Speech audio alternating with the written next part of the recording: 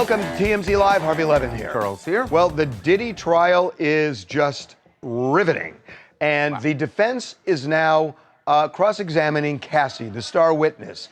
So what we heard from prosecutors and the story told was that of an incredibly brutal, horrific relationship that Cassie had to suffer through. What the defense is now telling, or what they're trying to tell, is a love story mixed with a healthy dose of kink. Yes, they are clearly wanting to show the jury that you've heard this side of their relationship with all of the graphic details of their sexual acts. Now we want to show you that this was really a loving relationship, maybe even most of the time. They have pages, more than 40 pages of text messages exchanged between them over the years that they were dating. And some of them, they started right away with exchanges like this one. Diddy sending her a text, "It makes me so happy that you would fly to ATL just to see me. I'm a very lucky man. I love you. I miss you. Can't wait to hold you." And she replied, "I'm a very lucky woman. I miss you so much. I'd fly wherever you needed me, whenever. I love you." Now, the centerpiece of a lot of what happened during direct testimony were freak-offs. And what the prosecution tried to show was that he forced and or coerced her into doing these freak-offs. And we've talked about this earlier this week, that at least my opinion is that in a lot of these, the prosecution just didn't close the loop. It was something she felt. Whether it was communicated or not, it doesn't seem like, at least the prosecution didn't get her to say, "I communicated it." Because the defense will say, if that's just Cassie telling you how she felt and she never actually said those words. That's correct. To Diddy, how is he to know that That's he right. is forcing her That's to right. something? So they now produced some texts showing that Cassie was actually into freak-offs. Right. In particular, this is one from 2009. 2009. Just a year after they started dating. I'm always ready to freak off. It can be whenever. So what they're trying to show is, because look, they're looking at a pregnant woman on the stand, and it's hard to juxtapose that with this. But the defense is saying, let's go back in time where this relationship started. And they're saying it was grounded in this and that it's not a crime. But this was their lifestyle. In fact, Cassie admitted on the stand that they led a swingers lifestyle. Yeah, and at some point, what Cassie has said during her direct testimony was that the first freak-off they had made her feel humiliated, made her feel confused. But what was she actually expressing? And this text message does a lot to show what Diddy was receiving, which sounded like enthusiasm, excitement about freak-offs. It would be hard to say that he felt as though she felt she was being pressured. So that's what they're trying to draw that distinction by looking at her text messages. What were you saying during this time? And it sounded a lot like you were enthusiastic about freak-offs. And she also, I mean, there were some we just cannot read, but it got really graphic. Still very graphic about things that she wanted done to her, things that he wanted during their encounters that they were, it seems, setting up very frequently. And Charles, I got to say that, you know, we have somebody in the courtroom who's been talking to the other people who were there. I've been looking at transcripts. You've been looking at transcripts.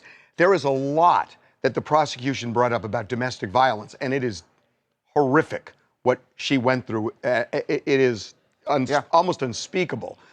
But the domestic violence that was raised, and a lot of it was raised, doesn't all, and most of it does not connect to the crimes for which he's charged. There are state crimes, but this is a federal case with very specific charges. Now, you tell me, in your experience in covering trials like this, and even as a lawyer, the prosecutors don't have to slam dunk their case with one witness, two witnesses, or even three witnesses. Right? Absolutely true. They are painting a picture here, and they're just giving you little pieces of it. And at the end is when they want the jury to say, "Look what we've shown you." You're 100% right. So maybe Cassie is just not. She's not there to close the loop. She is there to paint, to start the tapestry. Right. But this is just. This is who he is. These are the things that happened. These are the things I went through.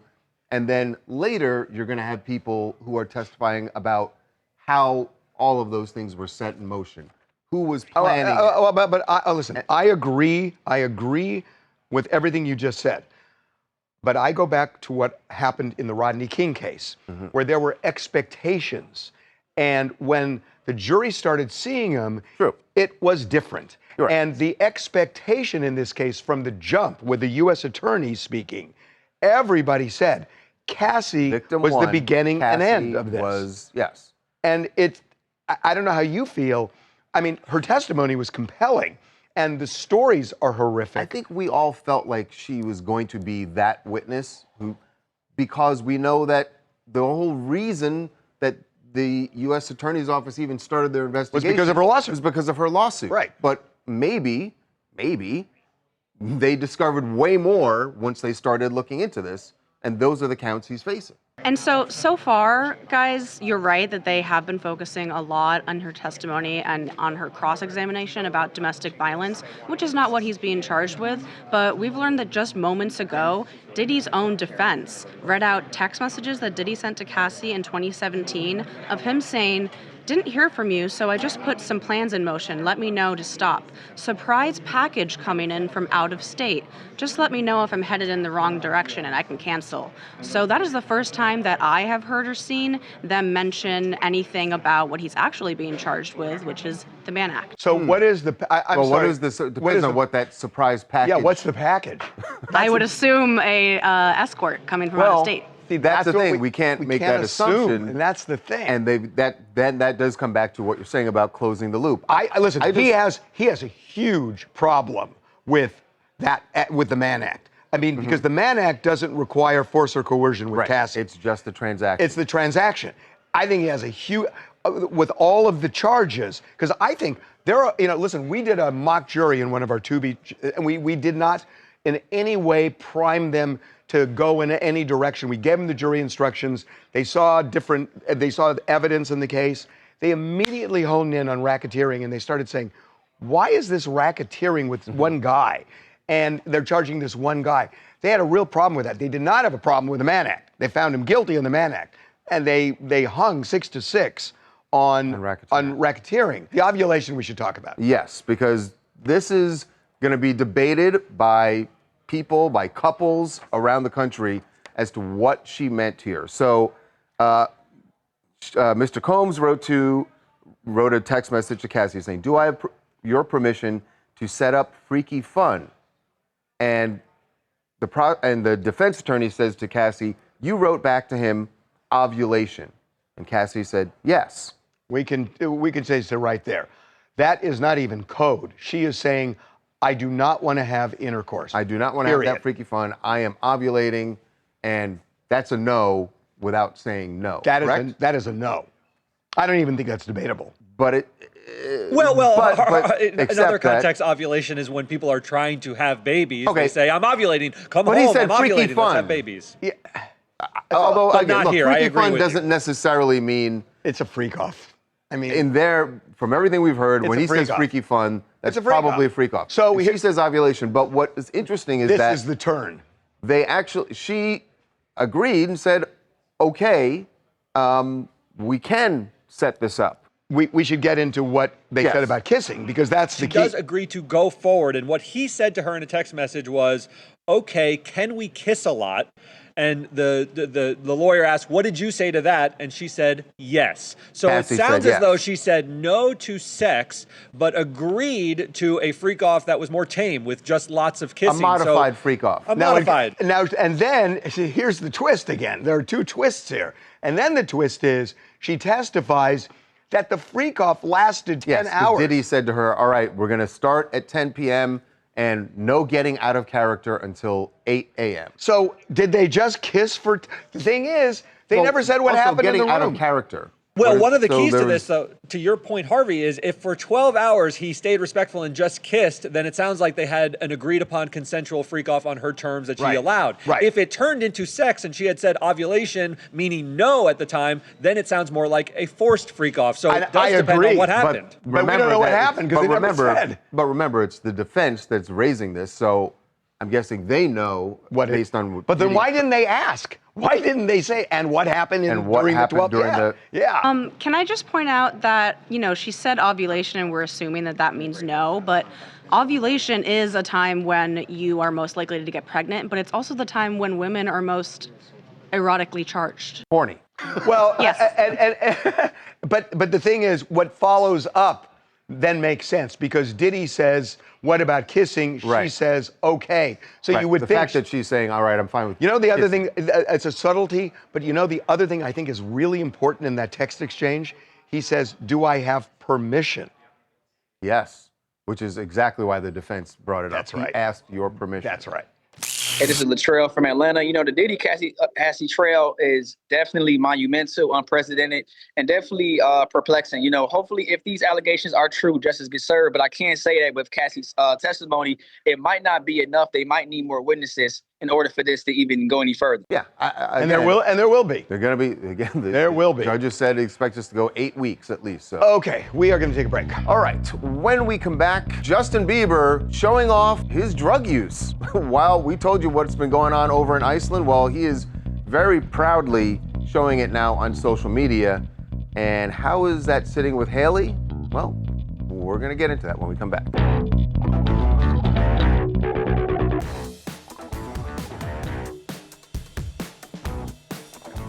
I don't want to say that Justin Bieber was watching Fox last night. I thought of the same thing.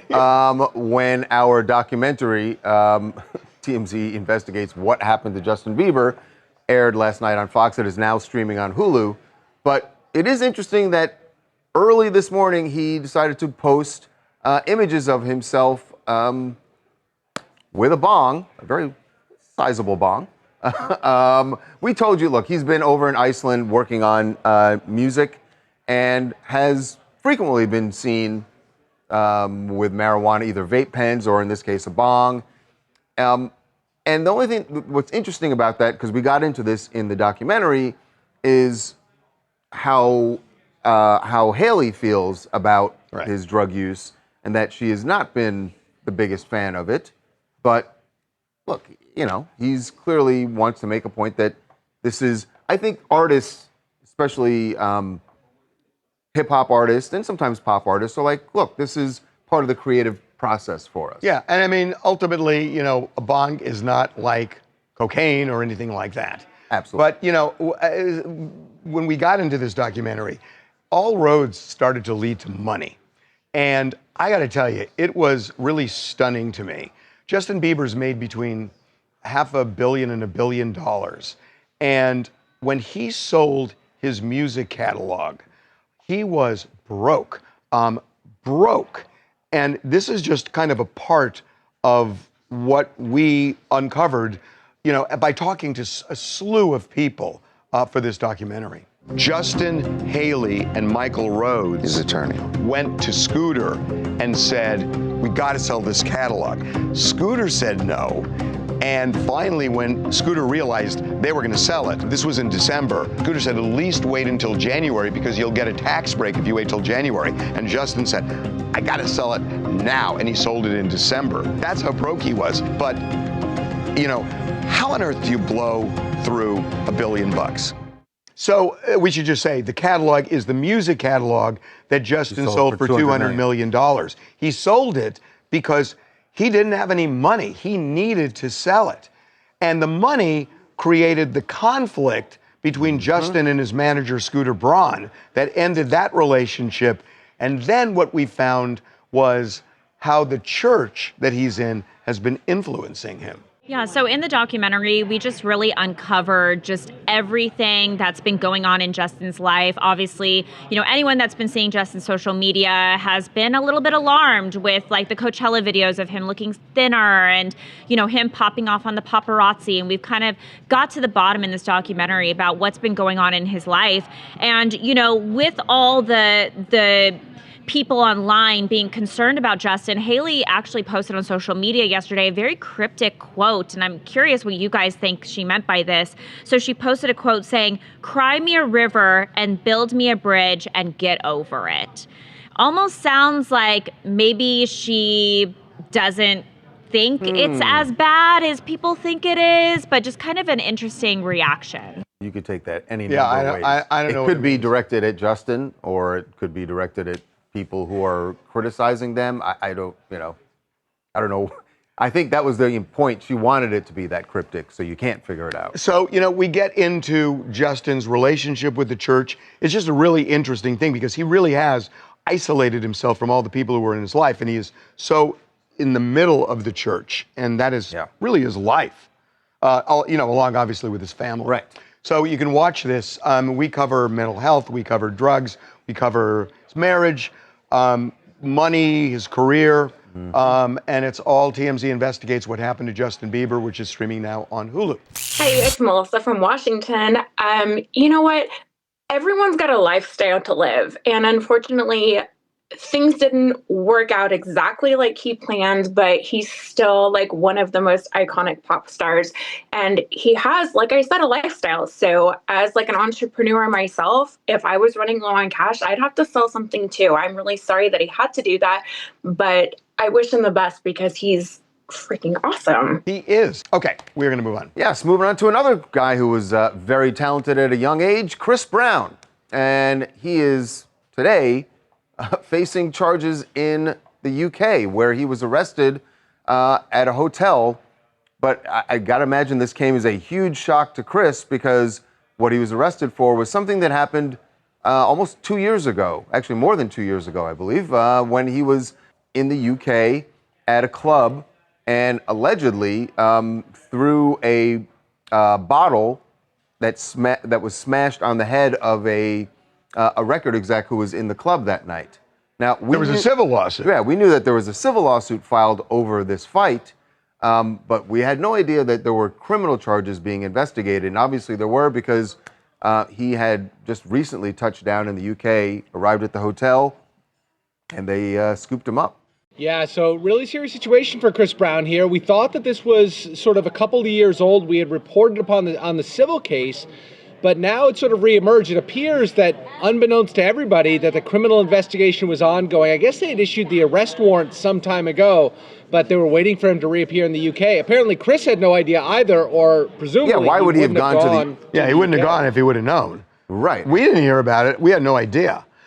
Just real quick, I'm just going to test your memory. Oh, boy. There was, this is not going to go well. No, I think you'll remember. There was a huge incident fight between in the nightclub at with the him and nightclub in Drake. New York. It What was the called name? Dream nightclub. No. Whip. Whip. It was Whip. Oh my God! I did get it. Yeah, it was, yes, I corrected myself once it came up well, that's on what the I was screen. thinking. I was just thinking of it when I heard this because it reminded me of that. Whip nightclub. That's right. That was back when Drake and Chris were battling about Rihanna. And bottles were thrown. Yes. Hey, this is Shrey from Georgia, and this situation with Chris Brown is really unfortunate. Obviously, if Chris Brown would have known that he had a warrant in Manchester, he would have never went. The question is, how long is he going to be in jail, and will there be a halt to his tour now that he's locked up? Good questions. We have no idea. Yes. Okay, we are going to take a break. But we're going to try to get answers. When we come back, guess who has stepped into the middle of the Beckham Family War? Someone who has his own family war to worry about. That would similar be one. Prince Harry and Meghan Markle,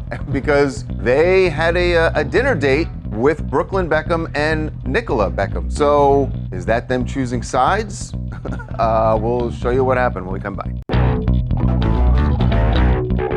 TMZ's got every freaking thing. Big celebs, big stories, big events. Justin Timberlake made Portland kids' dream come true by joining a bike bus ride. And they always listen to Justin Timberlake. Cry me a river when they fall. Yeah, right. It's TMZ.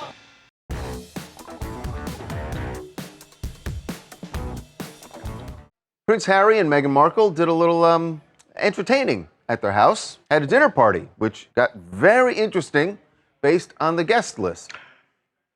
It is Prince Harry and Meghan Markle versus the royal family revisited and updated. Yeah, and you would think, well, I'm sure they have a lot to discuss with Brooklyn and Nicola Beckham. Oh, you mean the two people? Hey, you guys have been cast out of your family. Yeah, you're the ones with the famous father and the famous mother who cut you off because you had a problem with your wife, and gee, it sounds familiar. Yeah, sounds very, very familiar. Now, this dinner party at their house was not just the two couples. There was a group there, but the fact that they invited them. Well, that's what's weird. Apparently, reps have come out and said, well, they didn't directly invite them. They were invited by somebody else. Well, it's their house. Maybe they told their chief of staff or whatever. I'm Here's pretty the guest. sure that they knew Harry who and was Meghan coming. knew They that opened they the were door showing. and it's like, no, oh my God, it's you. What's interesting is just the timing of all of the family drama that's going on. And in fact, the people that we've been speaking to on the Beckham side have told me as of today, amends have not been made yet. Okay, so they are not speaking. So the timing of Harry and Meghan saying, come to a dinner party at our house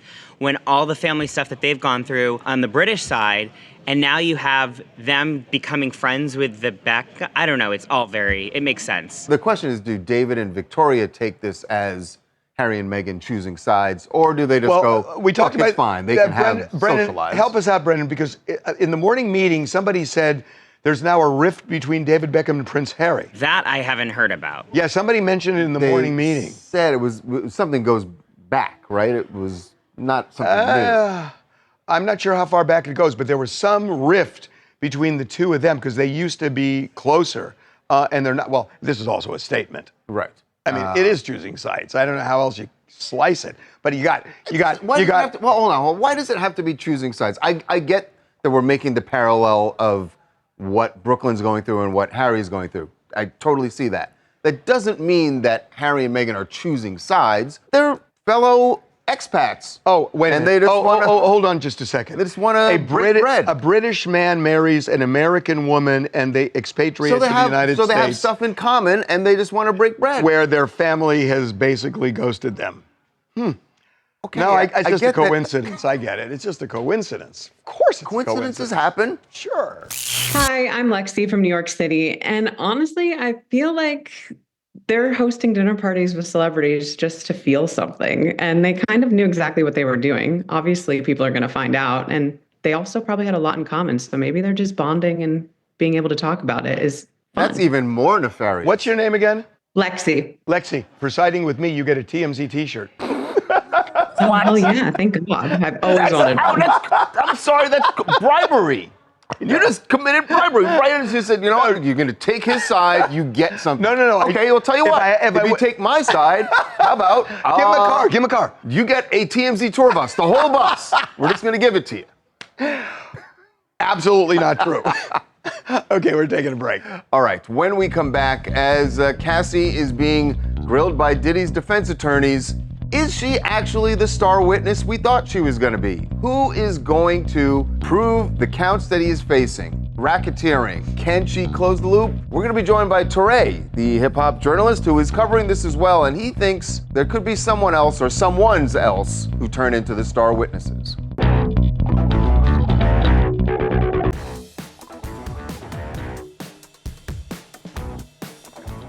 Welcome back to TMZ Live. We got deep into Cassie's cross-examination earlier in the show.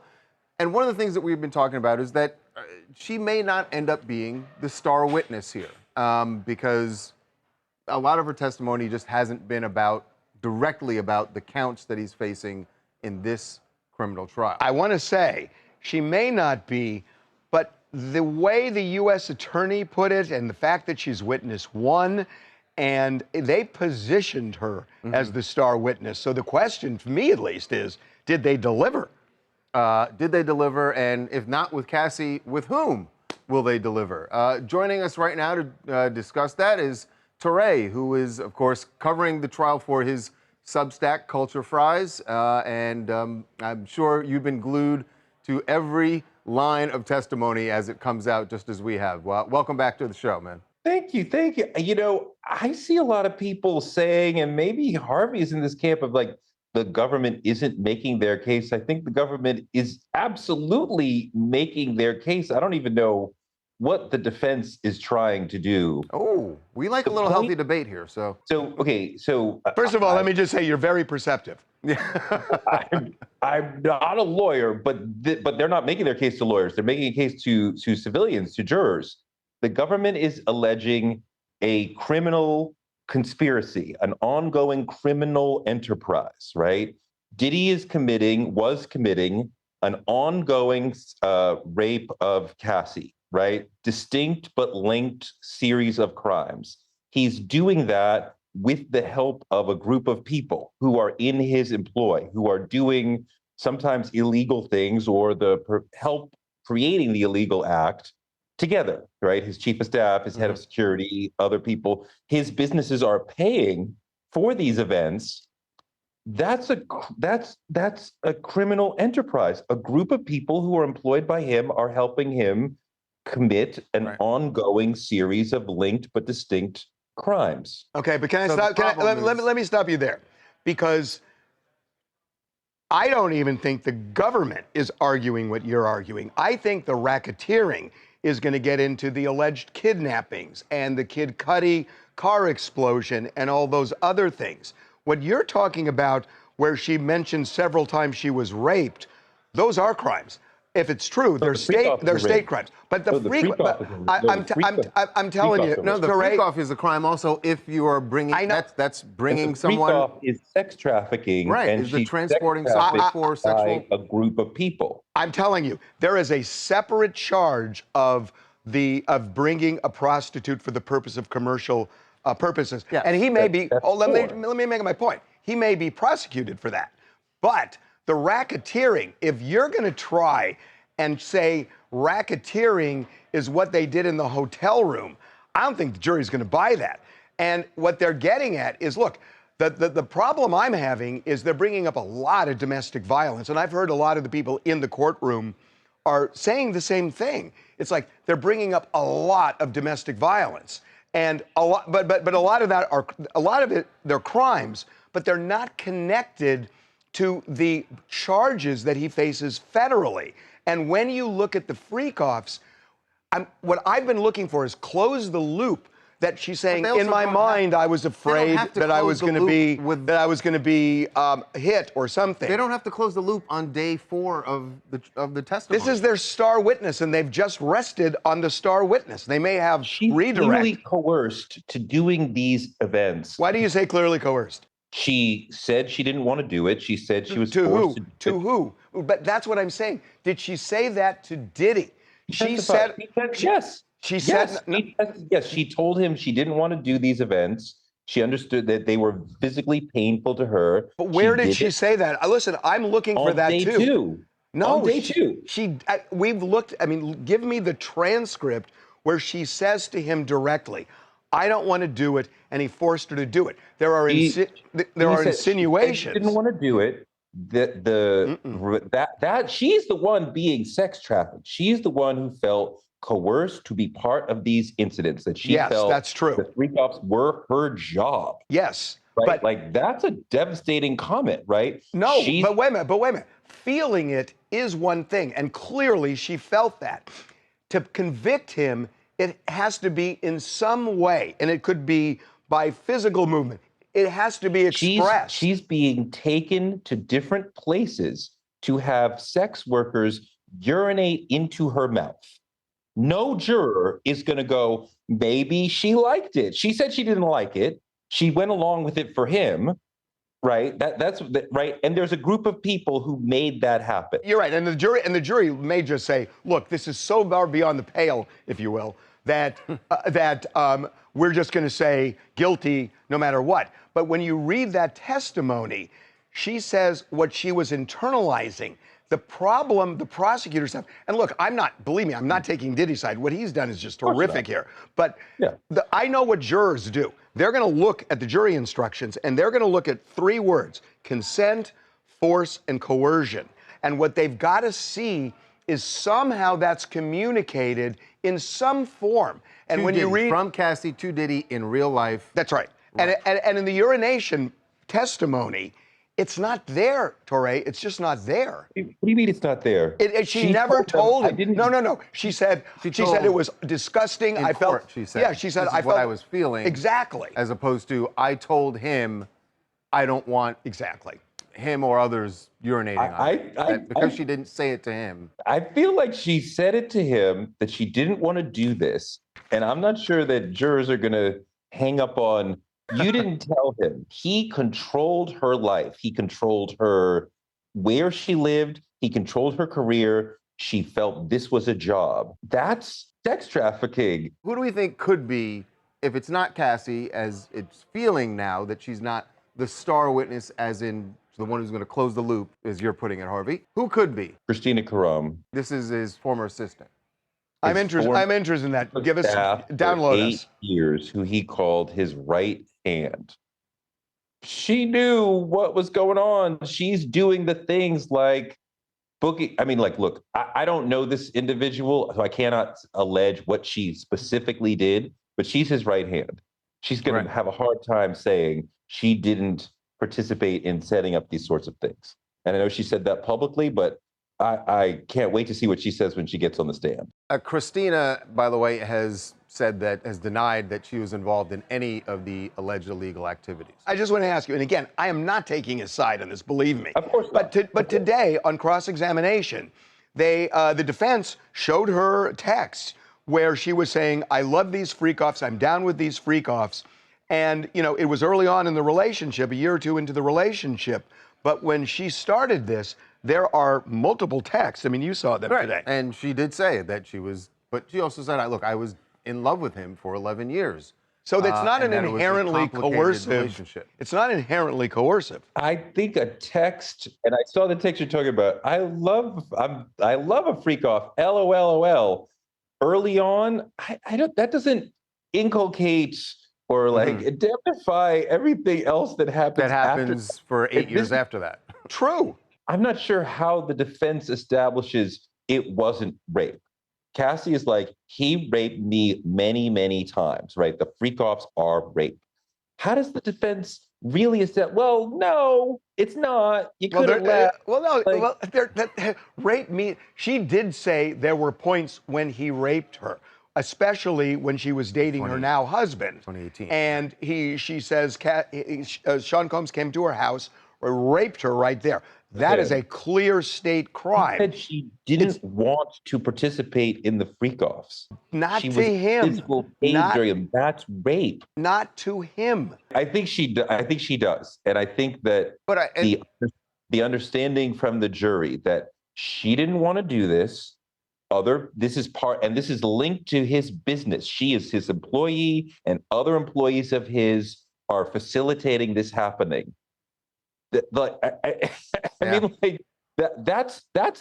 death. That's death right there for him legally. God, I want to get you. I mean, there's the power dynamic. I want you to come back. Yeah. I really, maybe next week we can talk again, because I love your point of view on this. I really want to talk about it. If you come back next week, we'd love it. Let's do it. All right. Deal. All right, guys. All right, man. We'll talk to you next week. Thanks, Trey. Okay. Obviously, remember, you can check out his Substack, Culture Fries, and yeah, everyone's got a different perspective on what's happening in court and what this testimony really means. It's really for Diddy's interesting case. Okay, taking a break. All right, when we come back, the NFL schedule is out, and that has turned into a full production for NFL teams. You're going to see some of the funniest videos that were put together by these teams to announce their schedule. And sorry, Bill Belichick and Jordan Hudson, you're catching a stray.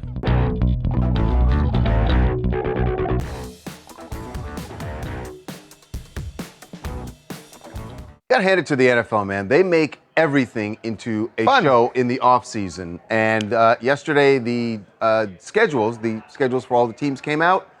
And every year they now announce it with like big productions.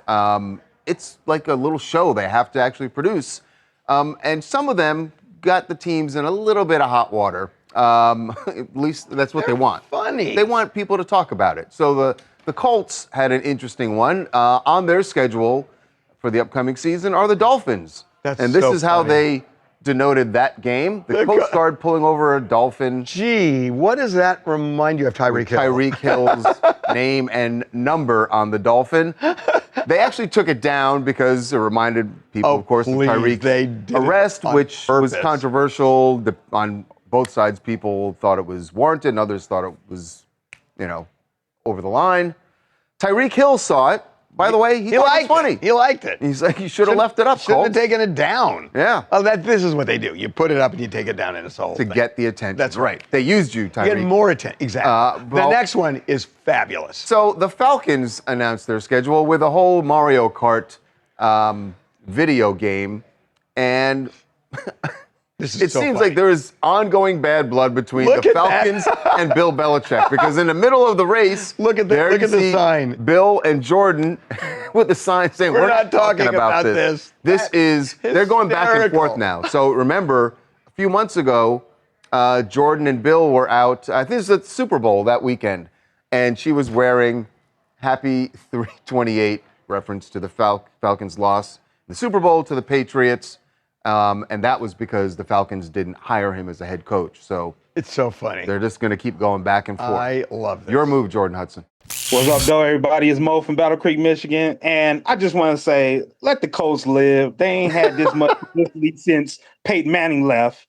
And then on the Falcons tip, that was pretty good because given the fact that Bill Belichick was 28 when she was 3, you know,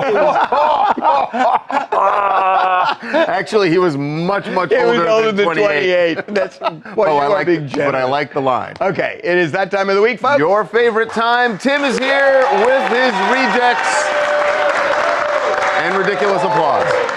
All right, so have you guys ever tried to crack a walnut with your fist? Yes. No, I actually, and it didn't work. Didn't work. Yeah. You need a lot of force. Didn't work out for you. With your walnut was alcohol back then. With your, you need a lot of force. So this is impressive. Check out this guy. He has an uncooked egg in his hand. Oh, and no he's way. Using it, and he's going down the line, and he's crushing the walnuts without smashing the egg. And to prove that it's an uncooked egg. Smashing the egg at the end? Nope. There you go. He drops it on the plate, and it is broken. Okay, that's crazy. Pretty impressive. All right. Not to crack the egg. That's really good. I hope he got in the Guinness Book. I like that one a lot. So can you match it for the next two? I'll definitely try. So when you go hiking, have you ever been, when you go hiking, okay, you've already lost me. No, this is insane. This is crazy. Have you never been hiking and not being able to see your next step? I don't know. No. I don't know. Maybe fog, maybe. I don't know. Check this guy out here. He's hiking on top of a mountain here at the very tip top. It's covered with snow. He can't even see his next step there, so he has to kind of like wipe off the snow to see the tip of the mountain there. I hate these videos because I don't understand how they don't I'm getting sick. Can we go to the last one, please? He's standing right on. Please. Oh my gosh. So be careful when you're out golfing and trying to do the Happy Gilmore swing. So check out this crew here. So the first guy's pretty good. The second guy, you won't see it on here, but he misses the ball. Oh!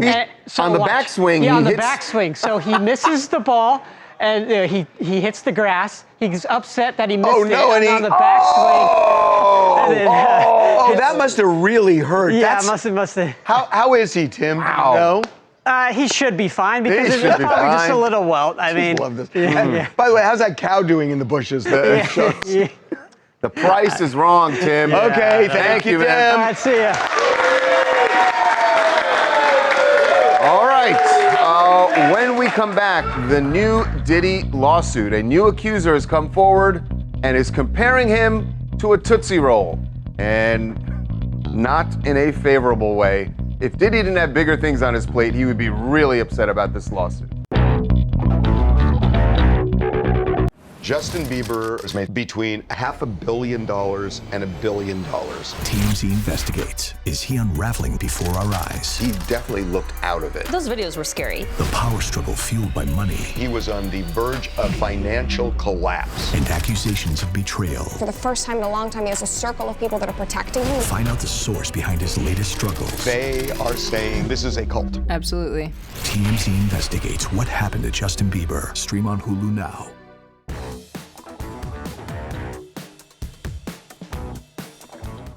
Even as Diddy is standing trial for the federal crimes that he is alleged to have committed, there are more lawsuits coming in against him, more civil lawsuits, and a new Jane Doe accuser filed one yesterday as the trial was in full swing, accusing him of a 2001 rape. She says they met in May of 2001 at a nightclub and that she hung out with him at recording studios, but then in July of 2001, things took a turn. What's interesting about this lawsuit is that she has, and I'm not saying that this means anything, doesn't discount her allegations, but she is taking a pot shot at him, comparing him or parts of him to a Tootsie Roll.